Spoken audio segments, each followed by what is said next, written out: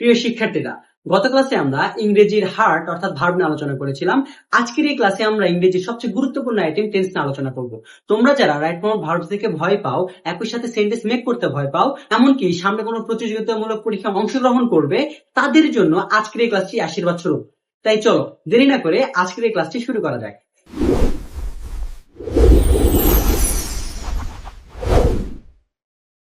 Tense ক্লাসটি শুরু করার আগে জানতে হবে টেন্স কাকে বলে। টেন্স হচ্ছে কোন কাজ সম্পূর্ণ হওয়ার সুনির্দিষ্ট কাল অথবা সময়, তাকে আমরা কি বলবো? টেন্স বলবো। টেন্স এর মানে হচ্ছে ভার্বের রূপের পরিবর্তন। একটা কথা সব সময় মনে রাখবা, সেটা হচ্ছে ভার্ব ব্যতীত টেন্স এর কোনো অস্তিত্ব নেই। অর্থাৎ যেখানে যেখানে ভার্ব নেই সেখানে আমরা কখনোই টেন্সকে খুঁজে পাবো না। এই যে আমি ভার্ব আর টেন্স নিয়ে কথা বললাম, টেন্স পড়তে হলে ভার্বের তিনটা ফর্ম নিয়ে তোমাকে অবশ্যই জানতে হবে। সে ফর্ম তিনটা কি? প্রথম রূপটি হচ্ছে প্রেজেন্ট ফর্ম। প্রেজেন্ট ফর্মকে আমরা সাধারণত কি বলি? ভি1। ফর্মটা কি? ইট এবং গো। সেকেন্ডটা হচ্ছে পাস্ট ফর্ম। পাস্ট ফর্মটাকে কি বলি আমরা? ভি2, যা হচ্ছে ইট এর পাস্ট ফর্ম অ্যাট, গো এর পাস্ট ফর্ম কি? ওয়েন।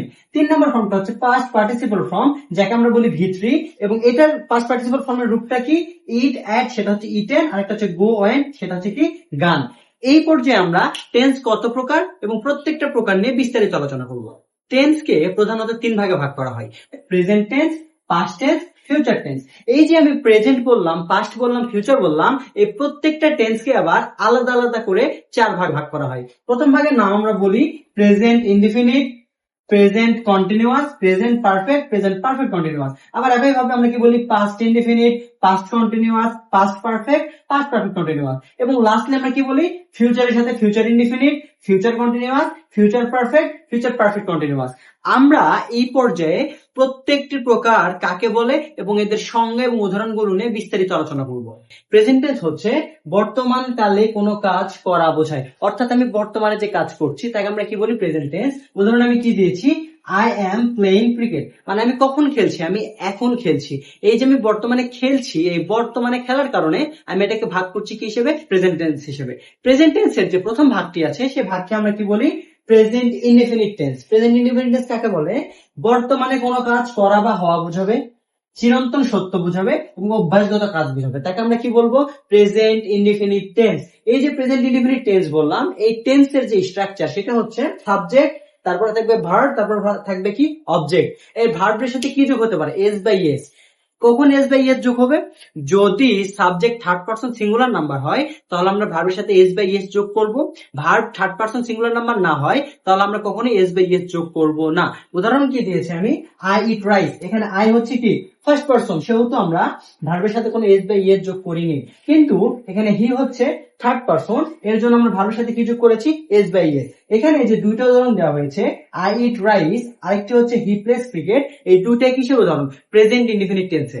প্রেজেন্ট ইনডিফিনিট টেন্স যেহেতু শুধুমাত্র বর্তমান কালে কোনো কাজকেই বোঝায় না, একই সাথে এটি চিরন্তন সত্য এবং অভ্যাসগত কাজকেও বোঝায়। সেজন্য যারা যারা প্রতিযোগিতামূলক পরীক্ষায় অংশগ্রহণ করবেন তাদের জন্য এই অংশটা জানা খুবই জরুরি। বাক্য যদি কখনো always, regularly, generally, usually, normally, everyday, daily, often, sometimes ইত্যাদি থাকে তাহলে তাকে আমরা কি বলবো? Present indefinite tense. অর্থাৎ আপনি কোন সেন্টেন্সে যদি এই চিহ্নগুলো দেখেছেন তাহলে চোখ বন্ধ করে আপনি সেটাকে কি বলবেন? প্রেজেন্ট ইনডিফিনিট টেন্স বলবেন। উদাহরণগুলো কি হইতে পারে? I go to school everyday. খেয়াল করে দেখুন আমি কি বলেছি? আমি প্রতিদিন স্কুলে যাই। এই যে আমি প্রতিদিন যাওয়া একটা অভ্যাস, সেই অভ্যাসের কারণে আমি এখানে গো দিয়েছি, যেটাকে আমি ইন্ডিকেট করছি কি হিসেবে? প্রেজেন্ট ইনডিফিনিট হিসেবে। এবং আমি যে দ্বিতীয় এক্সাম্পলটা দিয়েছি সেটা হচ্ছে the sun rises in the east. এখানে একটা বিষয় লক্ষ্য করুন তো, সূর্য যে পূর্ব দিকে ওঠে, এই কথা কি চিরন্তন সত্য না? আপনি এটা গতকালও দেখেছেন, আজকেও দেখছেন, হয়তো আগামীতেও দেখবেন। এই জন্য চিরন্তন যে সত্য বাক্য তাকে আমরা কি বলি? প্রেজেন্ট ইনডিফিনিট টেন্স বলি। এই পর্যায়ে আমরা আলোচনা করব প্রেজেন্ট কন্টিনিউয়াস টেন্স নিয়ে। প্রেজেন্ট কন্টিনিউয়াস টেন্স হচ্ছে বর্তমানে কোনো কাজ চলছে বা ঘটছে কিন্তু কাজটি কি হয়নি, এখনো শেষ হয়নি, এমন টেন্সকে আমরা কি বলবো? Present continuous tense. স্ট্রাকচার কি? স্ট্রাকচার হচ্ছে subject plus am is are plus ভার্বের সাথে এনজি, তারপরে কি? অবজেক্ট। তোমরা যদি অবজেক্ট এক্সটেনশন নিয়ে কোনো ধরনের কনফিউশনে থাকো তাহলে আমি ডেসক্রিপশন বক্সে আমার অবজেক্ট এক্সটেনশন এবং কমপ্লিমেন্ট ক্লাসের লিংকটি দিয়ে দিব, সেখান থেকে তোমরা ক্লাসটি করে নিলে খুব দ্রুতই তোমরা অবজেক্ট এক্সটেনশন এবং কমপ্লিমেন্ট নিয়ে যে সমস্যা আছে সেটা দূর করতে পারবে।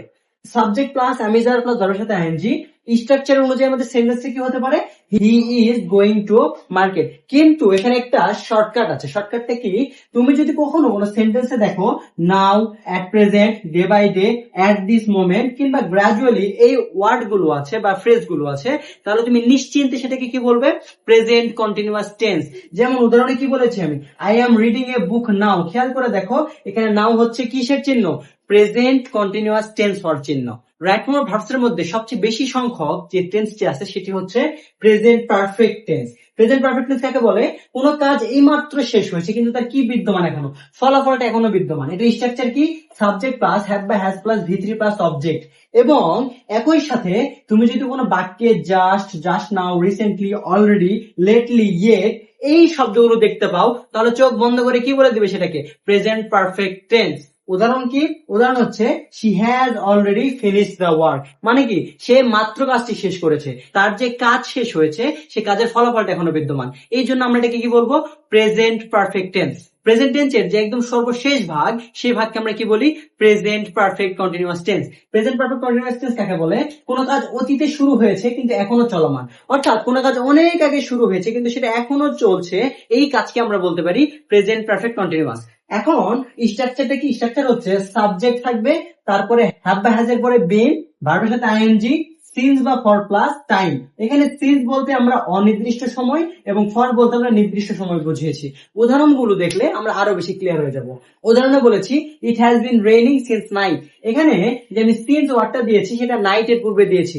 রাত তো অনির্দিষ্ট, এখন রাত 8টা থেকে 9টা থেকে, রাত 2টা থেকে নাকি রাত 3টা থেকে, এটা কিন্তু কখনোই ক্লারিফাই করা হয়নি, এই জন্য আমরা কি দিয়েছি এখানে সিন্স।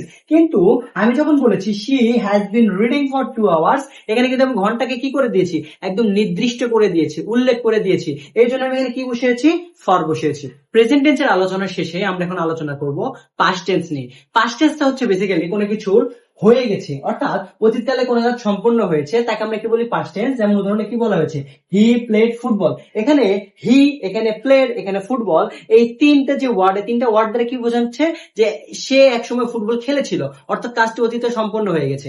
এই জন্য আমরা হি প্লেড ফুটবলকে কি বলতে পারি, পাস্ট টেন্স। পাস্ট টেন্সের যে 4টা প্রকার আছে তার প্রথম প্রকারটা হচ্ছে past indefinite tense. Past indefinite টেন্সের সংজ্ঞা হচ্ছে অতীতে কোনো কাজ শেষ হয়েছে কিন্তু বর্তমানে কোনো ফলাফল অবশিষ্ট নেই, অর্থাৎ কাজ শেষ এবং ফলাফলও নেই। এই দুইটা কম্বিনেশন যখন হবে তখন আমরা তাকে কি বলবো, past indefinite tense. Past indefinite টেন্সের স্ট্রাকচারটা কি, সাবজেক্ট প্লাস ভি2 প্লাস অবজেক্ট। একটা বিষয় লক্ষণীয়, সেটা হচ্ছে বাক্যে যদি ago, long ago, yesterday, last night, before, once, in the past এই শব্দ বা এই ফ্রেজ গুলো থাকে, তাহলে সেটাকে আমরা কি বলবো, পাস্ট টেন্স। উদাহরণ আমি বলেছি শি ক্রাইড, এখানে খেয়াল করে দেখো সাবজেক্ট প্লাস ভি2 আমি ব্যবহার করেছি, অর্থাৎ কি টেন্স এটা, পাস্ট ইনডিফিনিট টেন্স। এবং একই সাথে দ্বিতীয় উদাহরণে বলা হয়েছে once there lived a rich man, এখানে খেয়াল করে দেখো ওয়ান্স শব্দটি আছে, আর আমরা জানি ওয়ান্স শব্দ থাকলে সেটা কি হয়ে যায়, পাস্ট ইনডিফিনিট টেন্স হয়ে যায়। এরপর যে আমরা আলোচনা করবো পাস্ট কন্টিনিউয়াস টেন্স নিয়ে। পাস্ট কন্টিনিউয়াস টেন্স হচ্ছে অতীতকালে কোনো কাজ কিছু সময় ধরে চলেছিল বা ঘটেছিল, অর্থাৎ কিছু সময় ধরে চলেছে কাজটি, সেই কাজকে আমরা কি বলবো, পাস্ট কন্টিনিউয়াস টেন্স। স্ট্রাকচার কি, সাবজেক্ট প্লাস ওয়াজ বা ওয়্যার, ভার্বের সাথে আইএনজি প্লাস সাবজেক্ট। আমি এখানে কি বলেছি, he was sleeping when I came, মানে আমি যখন এসেছিলাম তখন আমি কি দেখি, সে ঘুমাচ্ছিল। এই যে ঘুমাচ্ছিল বা ঘুমের একটা অবস্থা চলছিল তার মধ্যে, এই জন্য আমরা তাকে কি বলবো, এই অংশটাকে বলবো পাস্ট কন্টিনিউয়াস টেন্স। পাস্ট টেন্সের যে 3 নম্বর প্রকার সেটি হচ্ছে past perfect tense. Past perfect টেন্সটা পরীক্ষায় বহুবার এসেছে, বহু প্রশ্ন এসেছে, বহু কোশ্চেন এসেছে, এই ভাগটা খুব মনোযোগ দিয়ে করবে।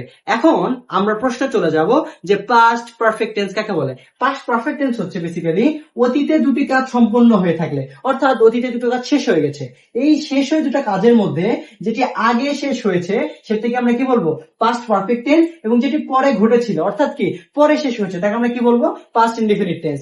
এই যে টেন্সের স্ট্রাকচার কি, সাবজেক্ট প্লাস হ্যাড প্লাস ভি3 অবজেক্ট। পাস্ট পারফেক্ট টেন্সের যে স্ট্রাকচার সেই অনুযায়ী আমাদের উদাহরণটা হচ্ছে দ্য পেশেন্ট হ্যাড ডাইড। এখানে খেয়াল করে দেখুন, দ্য পেশেন্ট হচ্ছে সাবজেক্ট, হ্যাড হচ্ছে আমাদের রুলস অনুযায়ী হ্যাড, এবং ডাইড কি ভার্বের ভি3 ফর্ম।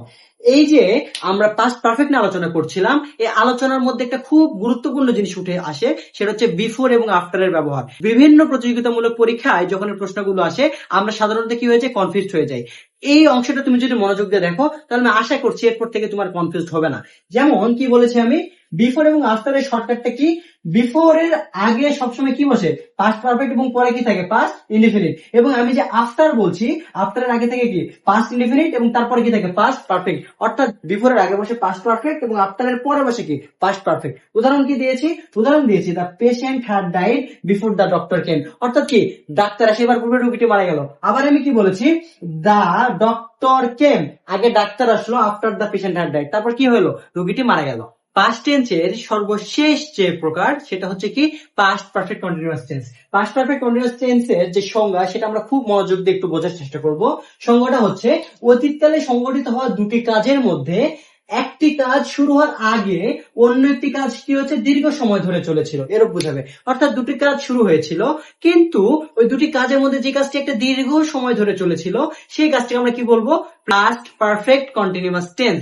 এখানে আমি স্ট্রাকচার কি বলেছি? Subject plus had been plus ভার্বের সাথে এনজি প্লাস কি বলেছি? এক্সটেনশন। আমি যদি উদাহরণ দিই, উদাহরণটা কি হয়ে যাচ্ছে? যে they had been playing football, তারা কি করছিল? তারা ফুটবল খেলছিল বিফোর দ্য রেইন স্টার্টেড। অর্থাৎ বৃষ্টি এবং খেলা দুটোই হয়েছিল, কিন্তু বৃষ্টি হওয়ার আগে থেকে তারা কি করছিল? ফুটবল খেলছিল। এই জন্য they had been playing football, এই অংশটাকে আমরা কি বলবো? Past perfect continuous tense. এই পর্যায়ে আমরা ভার্বের সর্বশেষ যে প্রকারভেদ সেটা নিয়ে আলোচনা করছি। সেটাকে আমরা কি বলছি? Future tense. ফিউচার টেন্স হচ্ছে ভবিষ্যতে কোনো কাজ করা হবে, অর্থাৎ হি উইল গো হোম, সে কোথায় যাবে? সে বাসায় যাবে। এই যে আমি ফিউচার টেন্স বলছি, প্রেজেন্ট টেন্স, পাস্ট টেন্সের মতো ফিউচার টেন্সকে আমরা চার ভাগে ভাগ করি। প্রথম ভাগটা কি? প্রথম ভাগটা হচ্ছে ফিউচার ইনডিফিনিট টেন্স। এই যে ফিউচার ইনডিফিনিট টেন্স কাকে বলে? ভবিষ্যতে কোনো কাজ কি হবে? সাধারণভাবে সংগঠিত হবে। স্ট্রাকচারটা কি? সাবজেক্ট প্লাস শ্যাল বা উইল, ভার্বের সাথে এনজি প্লাস অবজেক্ট। আমি উদাহরণে কি বলেছি? I will buy a laptop tomorrow, আমি কি করবো? আগামীকাল একটা ল্যাপটপ কিনবো। একটা কথা সবসময় মাথায় রাখবেন, আমরা মডার্ন ইংলিশে will I, you, we, he, she, it সবার ক্ষেত্রে ব্যবহার করে থাকি। সুতরাং শ্যাল বা উইল মডার্ন ইংলিশে আলাদা করে কোনো সমস্যা তৈরি করা হয় না। এবং ফিউচার ইনডিফিনিট টেন্সের যে দ্বিতীয় নাম্বার প্রকার সেটা হচ্ছে কি? Future continuous. Future continuous tense কাকে বলে? ফিউচার কন্টিনিউয়াস টেন্স হচ্ছে ভবিষ্যৎকালে কোনো কাজ কিছু সময় ধরে চলবে, অর্থাৎ কিছু কাজ শুরু হয়ে কিছু সময় ধরে চলতে থাকবে, এমন কাজকে আমরা কি বলবো? Future continuous tense. এটার স্ট্রাকচার কি? সাবজেক্ট প্লাস শ্যাল বা উইলের পরে কি দিয়েছি আমরা? বি, এরপরে ভার্বের সাথে এনজি প্লাস অবজেক্ট। আমি যে এখানে উদাহরণটা দিয়েছি সেটা হচ্ছে I will be writing the exam at this time tomorrow. কি বলেছি আমি? যে আগামীকাল এই সময়ে আমি কি করব? আমি পরীক্ষা লিখবো। এই যে আমি পরীক্ষায় লেখার কথা বলেছি, এটা কি? এটা একটা চলমান কাজ না? এই যে ভবিষ্যতে যে কাজটি চলমান হবে সেই জন্য আমরা কি বলবো? Future continuous tense. Future perfect tense. Future perfect tense কাকে বলে? ভবিষ্যৎকালে নির্দিষ্ট সময় কোনো কাজ সম্পন্ন হবে, অর্থাৎ ভবিষ্যৎকালে কোনো কাজ হবে, কিন্তু সেই কাজটা কতক্ষণ পর্যন্ত হবে? একটা নির্দিষ্ট সময়। উদাহরণে বলেছি আমি I will have finished the book by 5। এখানে স্ট্রাকচার যদি খেয়াল করি, স্ট্রাকচারটা কি বলেছি আমরা? সাবজেক্ট থাকবে, শ্যাল বা উইল থাকবে, হ্যাভ থাকবে, তারপর ভিতরে থাকবে। খেয়াল করে দেখো, এখানে আমি সাবজেক্ট নিয়েছি, শ্যাল বা উইল নিয়েছি, হ্যাভ নিয়েছি, ভার্বের ভিতরে নিয়েছি, এবং আমি এটার মানে কি বুঝিয়েছি? যে আমি এই বইটি পড়তে থাকবো। কতক্ষণ পর্যন্ত পড়বো? একদম 5টা পর্যন্ত পড়বো। এবং এরপরে যে প্রকার সেটা হচ্ছে future perfect continuous tense. Future perfect continuous tense কাকে বলে? এই টেন্সটি হচ্ছে ভবিষ্যৎকালে কোনো কাজ নির্দিষ্ট সময় পর্যন্ত চলবে। এখানে খেয়াল করো, এখানে নির্দিষ্ট সময় কাজ সম্পন্ন হবে, কিন্তু এখানে কি বলা হয়েছে? এটা নির্দিষ্ট সময় পর্যন্ত চলতে থাকবে, মানে চলবে চলবে চলবে। স্ট্রাকচারটা কি? সাবজেক্ট প্লাস শ্যাল বা will, have plus been plus ভার্বের সাথে আইএনজি প্লাস অবজেক্ট। আমি যদি এখানে উদাহরণের কথা বলি, এক্সাম্পল, সেটা হচ্ছে আমি বলেছি he will have been living in Dhaka, বলছে সে ঢাকাতে বসবাস করবে ফর 5 ইয়ার্স। কয় বছরের জন্য?